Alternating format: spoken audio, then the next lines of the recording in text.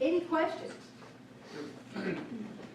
On your subject, a natural born citizen, I used to have some respect for Senator Orrin Hatch until I heard several years ago, and I heard him say it directly, that he wanted to change, have an amendment to the Constitution that would allow foreign-born citizens to become president of the United States, because it wasn't fair that Arnold Schwarzenegger, he used the word, it wasn't fair that Arnold Schwarzenegger could not become president and he would make an excellent president. Orrin Hatch said that, okay, with a starched white collar. And he tried to change the Constitution to make it happen. And he tried to change it. So you wanted to know who Orrin Hatch is, that there are a lot of these people. So anyway, we're going to go around and thank you. And now we understand why Orrin Hatch approved every leftist judge that came before his committee. That's right. And John McCain, both parties made a deal about Barack Obama because they knew. And they said, they knew John McCain. They said first he was born on a military base and that was American soil, but that's not so. That's lease soil. The closest we come to that is an embassy. I think he actually, his mother actually went into the city and went to a Panamanian hospital. She did. He was born in Panamanian soil, but the two parties made a deal. You won't bring anything up about me, John McCain, being born on foreign soil, and I won't say anything about Barack Obama, and I'm not going to allow people to say his name, Hussein. So that was the deal between John McCain and the Republican Party and Barack Obama and the Democrat Party. Unfortunate. So we're going to start. Only Madison for. Are you a member? I want to say one thing. My mother would have crawled over cut glass to get to an Army hospital to give birth to my brother and sister who were born in Germany when we were stationed there. Because, by golly, her children were going to be eligible to run for president. Even though that could be leased and not considered property. It's only if she made it to the embassy, that would be a stronger case. Well, at that time, Germany, this is the 50s. Yeah. It was occupied territory. We weren't leasing anything. Oh, yeah. Yes, I get that was ours. That was ours. And again, only Madison Forum members made She'd it. have gone home if she had to. Okay. Okay, so going around. Pass. Jim? Let me start with a question, Christina. My behalf says that I don't recall what the venue or the date of that room. 1875. 1875. Yeah, it was a 14th Amendment Okay. question. And it was SCOTUS. Right. That was all 9 members voted the same. So I have another question, which is my understanding of it is the essential tension in the phrase natural born citizen historically arises from the fact that all citizens of the United States subsequent to the revolution had all the citizens were basically lieges of the Britain, of the crown, right? Prior to 1776, when we declared our independence. Yeah. So the law that we used in the United States in the meaning of natural born citizen either flowed on the one hand from the definitions of the Tell and the Law of Nations, or it came from the way that Britain defined what natural born citizen was. Now, Vattel in his writing clearly recognizes that the common law of the various principalities in Europe controlled, and that what he was stating was default law, if you will, in the event that there was not common law or statutory law in place that covered what was meant by natural born citizen. And so in London, or I'm sorry, in England, it was clear as far back as the late 1400s, it had been defined fairly precisely, in fact, very precisely, that that a natural born citizen was of the soil and Right. not of the blood. So my question is... Well, now, you remember you've got, with England, it's an empire, and you've got classes of citizens. We don't have classes of citizens. I would You have disagree. subjects. Well, You have I a would natural disagree in born that- subject. in that all of the colonies were supposed to receive the same treatment. In fact, wasn't that the essential argument during the Revolution, that we weren't being treated as English citizens? So, but I think if you look back at the law and the flow of the law, it's pretty clear that and there were a number of precedent cases both in England and in the U.S. that the real controlling law probably came. Unfortunately, it did not come through statutory definition. It definitely did come through jurisprudence, but it probably came through Lynch v. Clark E. Lynch out of the Chancery Court of New York in 1845.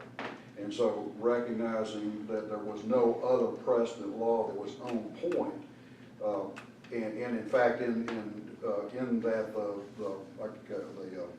can't remember exactly what side it was, but the High Commissioner, if you will, of the court was pretty clear that having reviewed the tale, having reviewed all the historical context, that one had to make the assumption that English common law prevailed. And in fact, it was Chancery Court. So what he was doing was, there was a lady who was born in the U.S. on U.S. soil.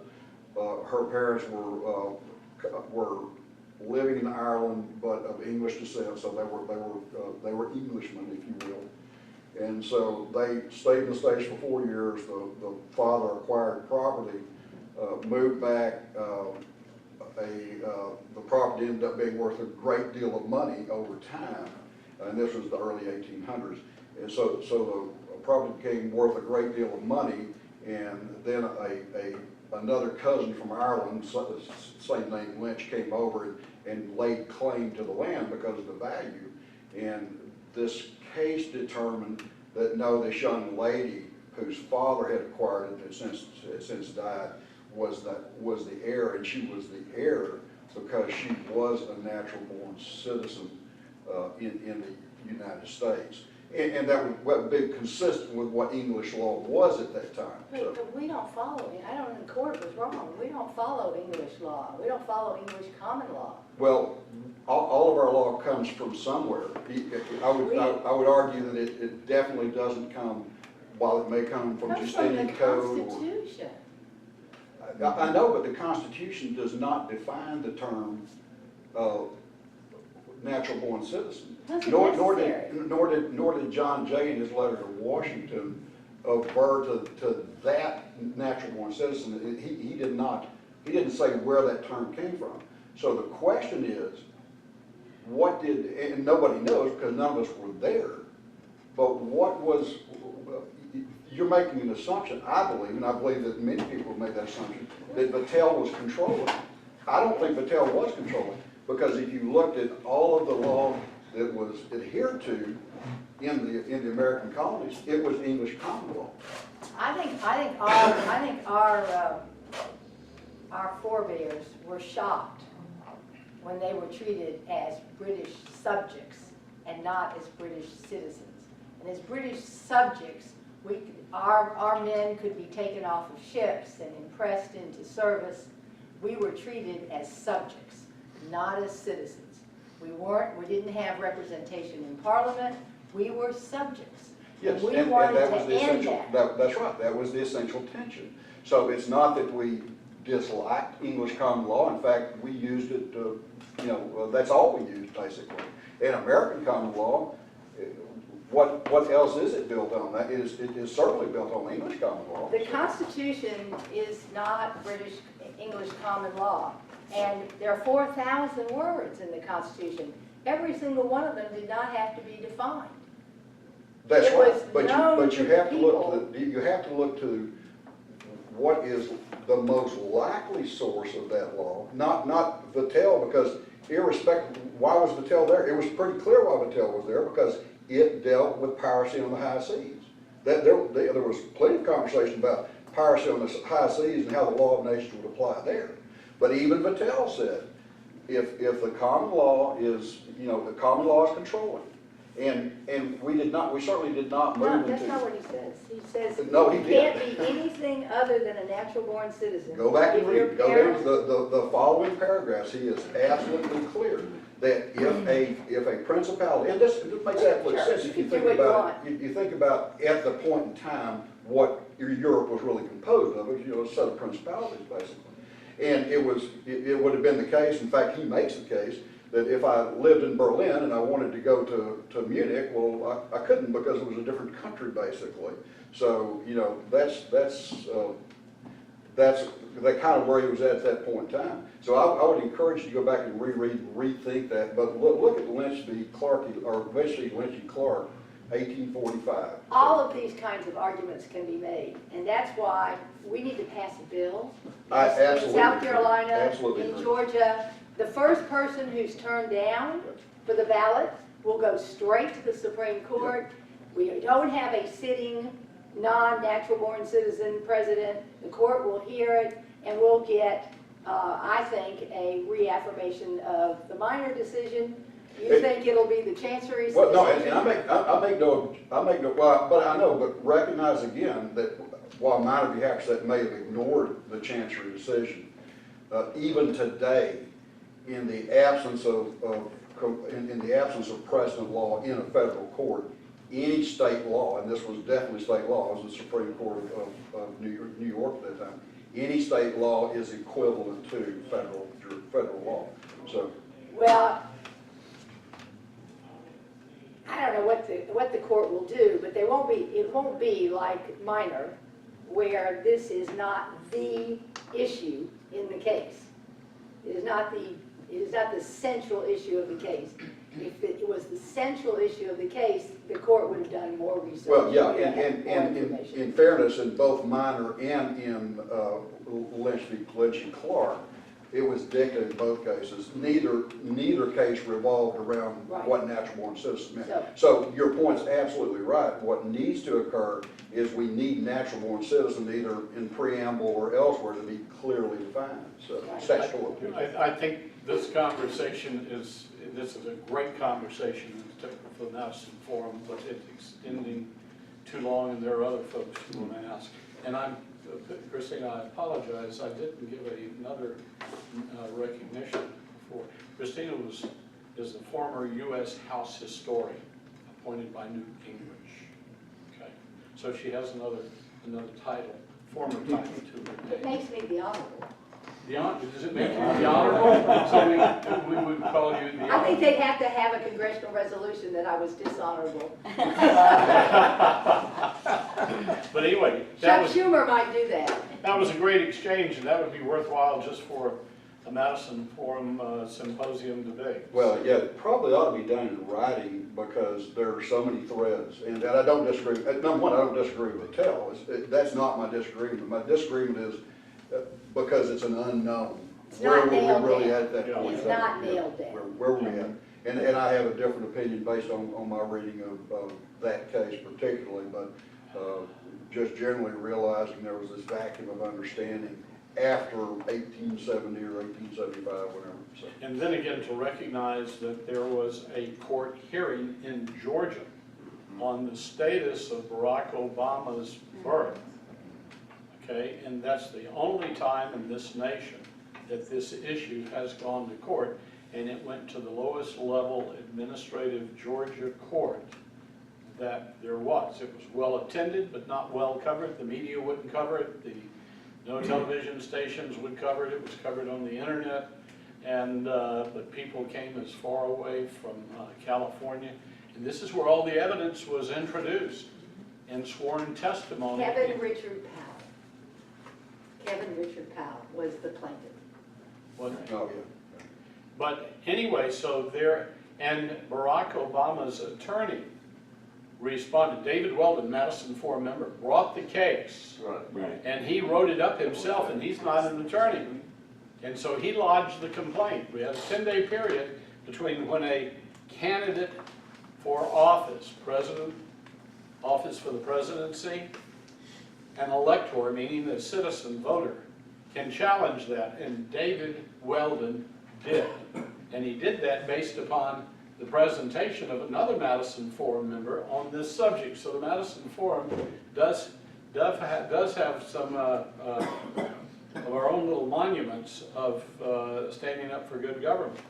So David challenged that, and Barack Obama hired a high-powered attorney, and David said he responded with a several inches high challenge, and David was not equipped to respond to that, but everybody tried to help David find an attorney who would respond, and we found one who did respond. He was in another state, but he did an excellent job, and witnesses were called, evidence was submitted, and this lower level administration, oh, by the way, Barack Obama's attorney did not attend that hearing. Nobody on this side. Okay, so typically when an attorney or the subject does not attend the meeting, the court hearing, then they're ruled against. But nobody wanted that. We wanted a full hearing. What? There was no default judgment. That's right. So, and I'm sorry to take away from your time. It's okay, it's just fascinating. So all of this sworn testimony, and the attorney, there was an attorney who came in from Orly-Taz from California. She was here, an attorney who had raised this issue about Barack Obama. Anyway, all that evidence was introduced, sworn testimony, and the lowest level administrative judge whose ruling does not have the force of law ruled that Obama had the right to be able to get out. And we were, I won't say we were all surprised, but we were all disappointed. But then the decision went to Brian Kemp, who was Secretary of State at that time, and he could make the ruling that would have the force of law. And he ruled that Obama was eligible. But we all knew that that was going to be taken to the Fulton County Superior Court, immediately appealed by either side. And the Fulton County Superior Court ruled that Obama was eligible to be president. Then that was challenged to the Georgia Supreme Court, who rubber stamped it. That was then brought up, and all of this is happening at blinding speed, unbelievable speed. It then went up to the Supreme Court, and the justices did not hear it because at that time the law clerks were reviewing the cases, and they would not hear it, and it died right then. But there was evidence, sworn testimony, that he was not a natural-born citizen, and it was discarded. It was disregarded, excuse me. So Christina, your subject matter on this is, and your lecture on this is Well, don't tell Brian Kemp about my speech. well, Christina also, years ago, ran against Johnny Isaacson for Congress. yes, she did. Remember, it was stark grassroots. Had she won, she would have changed Congress and the Senate forever. Frank, and if you remember, in the primary, Johnny Isaacson got more votes than Christina. In the general, there was a crossover in the Democrats. In the general election, he got less votes in the general election, as I recall, than he did in the primary. Yes, I think that's true. Okay, thank you. So that told us that the Democrats were definitely more afraid of Christina. You know, and this issue of natural born, there's a lot of exceptions, like born on a cruise ship in the Pacific Ocean, or being a prisoner of war, being born at that time, or in outer space. They're even talking about doing medicine in the outer space, you know, not even on Earth, you know. So there's a lot of things, there's a lot of, or being born some foreign soil, like Mars. Social Studies Department at Kennesaw State. Jan. Christina, thank you. Well done. I have a question. You brought it up briefly, the vice president requirement. Why would that be? Is that different than The vice president requirement is the same, Okay, because if not, he couldn't take over the presidency. exactly. Okay, So thank when you for clarifying. but it's not clarified in the original Constitution. Ah, It's only, it's implicated or implied, but they just, they had to fix this problem of a tie mhm. Jefferson had So, because of that, they went ahead and made it very clear what Would the that be requirements true were. to succession? Speaker of the House, Secretary of You State, know, all the way down the line? I think that is also implied. Implied. Boyd, I'm sure you have a comment. I have a couple. Jan and I and Ed Higginbotham were actually at David Weldon's hearing in downtown Atlanta. I was there as well. You were there? I'm not surprised. I got my first text message that day. I don't walk well. I stood up to stretch my legs. Right after my text message came in, the text said, "Smile, you're on television." And I thought, what does that mean? And I turned around in my seat, and despite what you say, there was no coverage, there were at least 10 or 12 cameras across the back of the courtroom. And there was another courtroom or another room with the overflow crowd. They were trying to get audio and video. But, so there was a lot of coverage. It may not have gone anywhere except the internet. But it was actually Phil Myers who sent me the text from Cartersville, and he was watching on the internet. And, one question for Michael, and that was, you talked about blinding speed as the case went through. There was a big glitch in that blinding speed, though, as I understand. And that's when Brian Kemp had the testimony and all from the court. And he was supposed to get it to the Superior Court of Fulton County. And the county was going to meet on Monday morning, the court, Superior Court.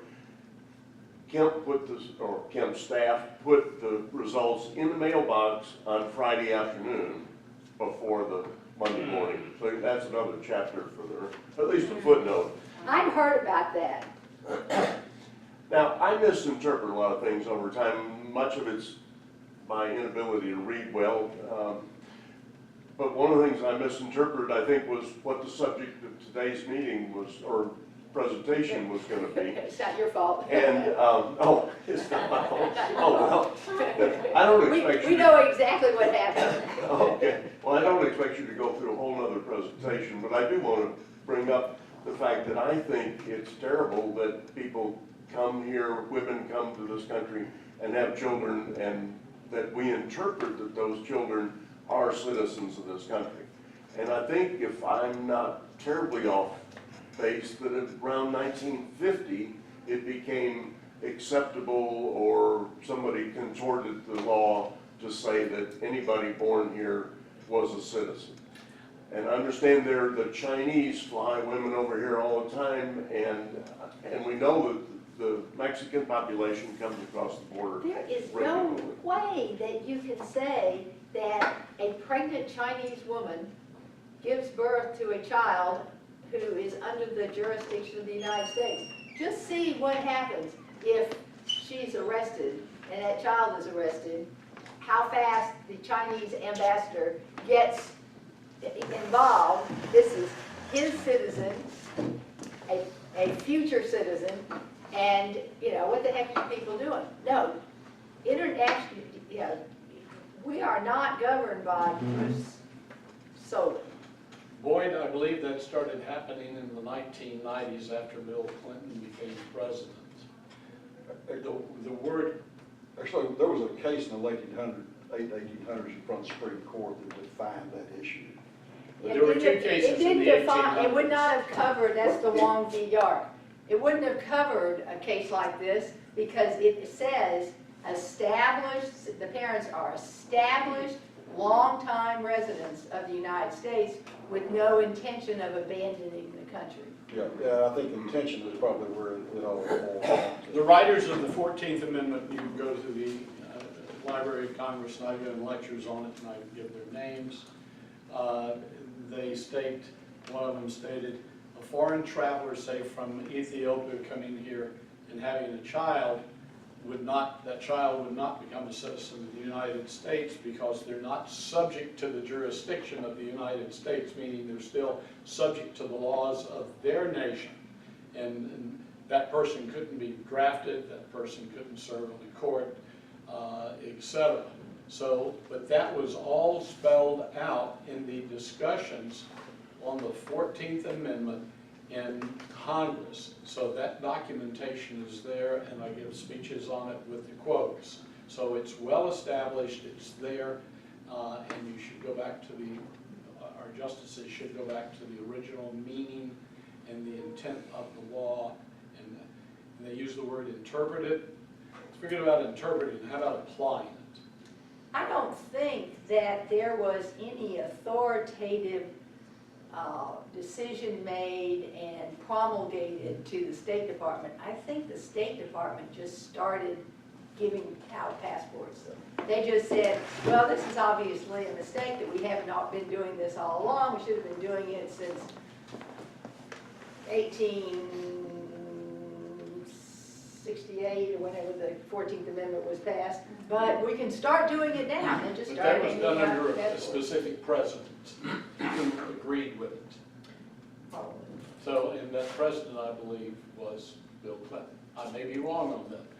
The State Department personnel doesn't change though from president to president, not No, down but in the he- bowels of but the bureaucracy. The president and the secretary of state would have had to approve that. They just didn't get by them without their notice.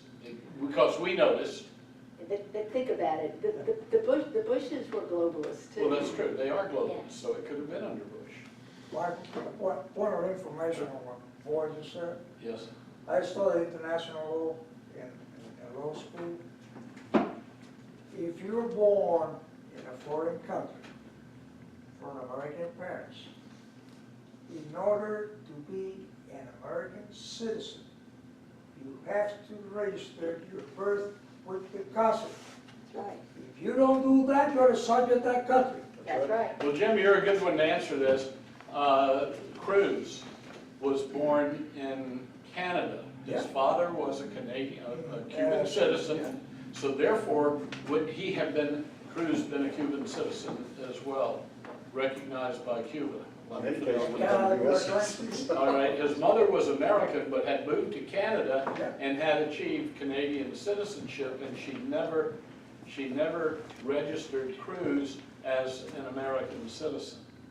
And so he's not turned any paperwork in that I know of. Yes, he did. Oh, did he? Yeah, he did. After he had announced for the presidency, I believe this was called to his attention. I don't think he had any idea what a natural born citizen was, what the requirements were. I don't think he was a citizen of the United States when he ran for the Senate. No. And that's, see, we should be vetting those people as well, the senators and the congressmen. You have to have been, I think it's 7 years to be in Congress. You have to have been a citizen for 7 years to be in Congress and 9 years to be in the Senate. I mean, he's only now becoming constitutionally eligible. But it's No, not even close, because if he was naturalized in 15, he's still got another 4 years before he's eligible for the job he holds. It's the fault of the secretaries of each of the states, secretary of states in each state, and they have been derelict, negligent in their duties, but it's due to the ignorance of the American voter. Boyd, you had a follow-up. Very briefly, I can't pull the name of the book up, although y'all may know it. Larry McDonald, our congressman Yes. for many years, wrote a book. I have a copy of it, thanks to a good friend, Don Weiss. But in that book, there's one chapter that talks exclusively about the 14th Amendment and how it was never ratified and adopted properly. It So was not.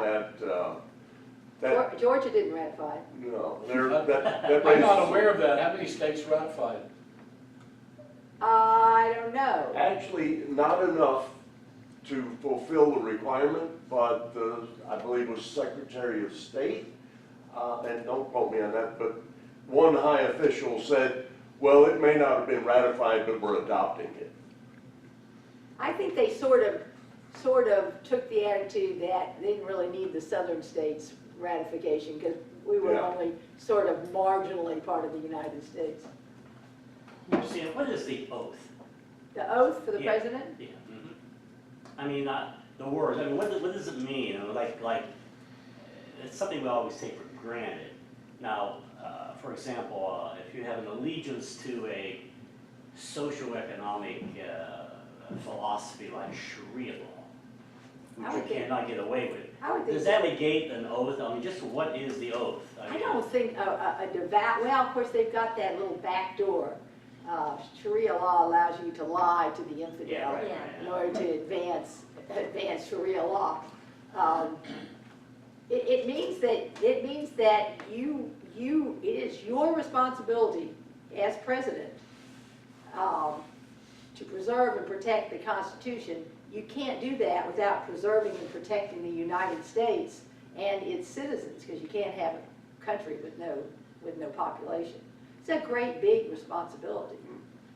Yeah, it's interesting, and I believe it was, I can't remember, I think it was in Patel, but certainly it's the case that the way that, in the 1700s, the way it was defined was that the people still owned, even though they were lieges, they still owned the state. And if a sovereign did things that were not in the interest of the people, then they had an absolute right, basically. And this was, Cut his head off. yeah, this was in the law of nations, not in English common law. But, Boyd, have you finished? Yes. All right, Jim, it comes around to you. First of all, once a Texan, you're always a Texan. That's right. It's like a Marine. That's right. And by the That's way, right. I was born in Texas. My father was stationed there for a short while. Michael and I have so many things in common. It's scary. That's just one more. I didn't know that one. You got more hair I got than he three does. grandchildren that are Texans. They're Texans. Anyway, give credit to Obama for doing away with that clause. It's a good point. Once you establish a precedent under the law, the precedent counts. I can say if Obama was president of the United States, I, born in Cuba, can be president of the United States. Oh no, oh yeah, there's a precedent right there. So that's been done. So he didn't Well, do it. unless there was subterfuge and secrecy. Well, it was, and you can't set a precedent illegally. Jim, But anyway. not to interrupt you, but Barack Obama posted his birth certificate on the White House web, and it says he was born in Kenya, in spite of the fact that Kenya did not exist when he was born. Michael, you were in the special service in the Air Force. The paper will hold anything you put on. Anyway, no, I mean, got a little sidetracked here for a second, but anyway, really, the Constitution, although it's been, this is not being, have not been clarified, and this and that, I said, yes, the Constitution is clear about the definition. Born of two citizens of the United States and within the confine of the country. It's as clear as it can be. I had a professor in law school, and of all the things that is the only thing I remember from. Because it applied to you in a negative way. Yeah, well, in fact, my son cannot be president because I was not a citizen when he was born. And I told him he was a president. What do you mean? I said, you can't be president. Just so you know. Well, anyway. Find another job. Don't let him have an aspiration.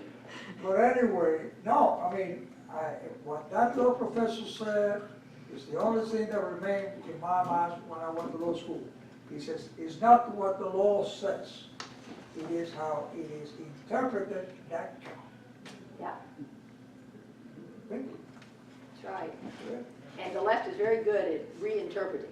Right. And all of us fluoride-addled brains just let them get away with it. You know, we have made all this fuss about, well, the Constitution, okay, it's just for personal, for whatever reason or political purposes that we have created a mess. The Constitution is as clear as it can be. I Two American wonder- parents, born in the country. Now, you know something about communism.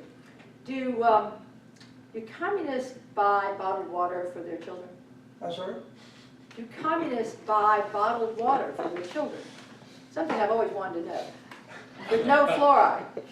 So that their children will be I smart. don't know. I think somebody should find that out for us. This, an accolade to the members of the Madison Forum, and we've got over 350 members. I wish more would come more often. But where else can you go in Georgia to have a conversation of this type, where you walk away, at every meeting I walk away having learned something, where you can walk away learning something, in a thoughtful discussion around the room. It's not a bull session, but it's an organized session with a learned speaker, and we appreciate it. Well, I thank you for that compliment. And it's so nice of you to have me. It's been such a pleasure to see all these great Georgia folks. I don't think y'all are drinking a lot of fluoride myself. Just think how smart we would be if we weren't.